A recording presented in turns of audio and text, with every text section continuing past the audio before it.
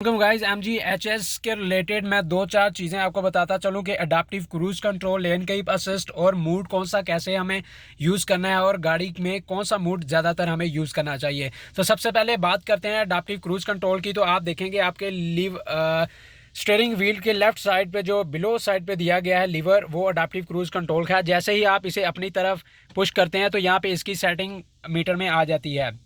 तो यहाँ पे डिस्टेंस मेजरमेंट दी गई है। जैसे ही आप अपने लीवर जो है अडाप्टिव क्रूज कंट्रोल का उसको स्क्रॉल अपनी तरफ करते हैं तो इसका जो है डिस्टेंस, ये फॉरवर्ड व्हीकल से डिस्टेंस है, उसे आप सेट करेंगे स्क्रॉल अप और स्क्रॉल डाउन करने से। ये उस डिस्टेंस के लिहाज से आपकी गाड़ी फॉरवर्ड जो गाड़ी होगी उसे असिस्ट करेगी और ब्रेक अप्लाई करेगी या स्पीड को बढ़ाएगी। तो इससे अगली बात, अगर आप अपने अडाप्टिव क्रूज कंट्रोल को एक्टिव करना चाहते हैं, लेट्स सपोज हम 100 की स्पीड पे जा रहे हैं, तो 100 की स्पीड पे जाके आप यहाँ सेट का बटन जो है उसे पुश कर देंगे तो आपका जो है अडाप्टिव क्रूज कंट्रोल एक्टिव हो जाएगा।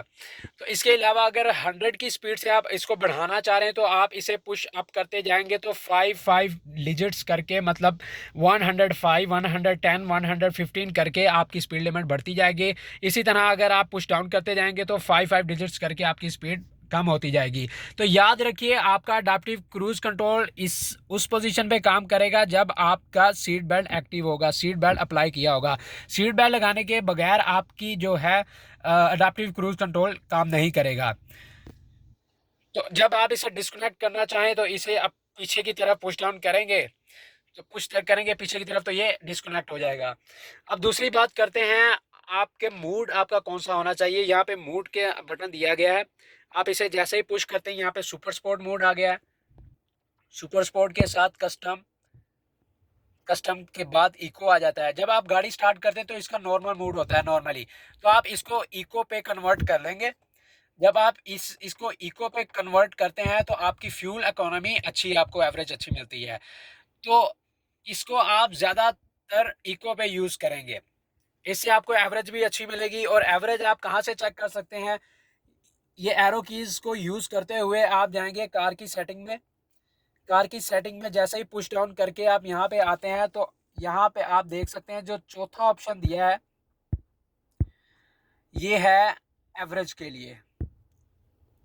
ये यहाँ पे फ्यूल का साइन बना है, 7 लीटर पर 100 की किलोमीटर की शो कर रही है। यहाँ पे जो भी रीडिंग आती है आप 100 को उस पर डिवाइड करेंगे, जो आपका आंसर आएगा वो आपकी फ्यूल एवरेज होगी। तो सुपर स्पोर्ट मोड यूज़ करने के लिए यहाँ पे सुपर स्पोर्ट का साइन भी दिया गया है, बटन भी दिया गया है। इसके अलावा देखते चलें, यहाँ पे एक हिल स्टेबिलिटी का दिया गया है। आप गाड़ी हिल से नीचे उतर रहे हैं तो इसे ऑन करेंगे तो यहाँ पे इसकी ग्रीन कलर की लाइट एक्टिव हो जाती है।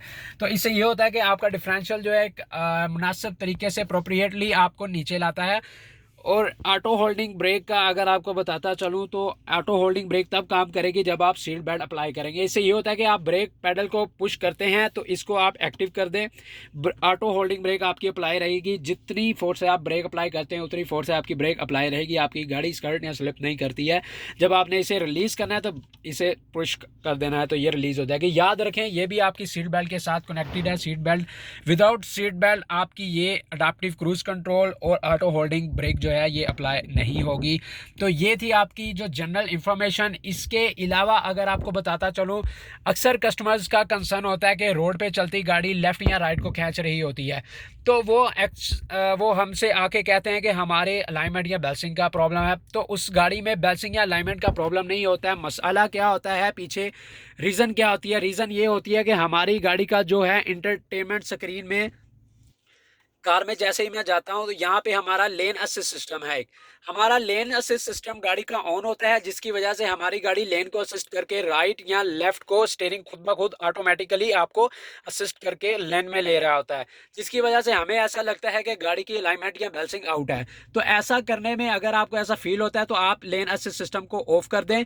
इससे ये होता है कि लोकल रूट में ये आपका लेन असिस्ट सिस्टम ऑफ रहेगा और आपको लेफ़्ट या राइट ऑटोमेटिकली गाड़ी खुद असिस्ट करके लेन को राइट या लेफ़्ट आपको नहीं लेके जाएगी। तो ये थी एक general information. So you have to keep it in your mind, this is just for special MG customers. Thank you.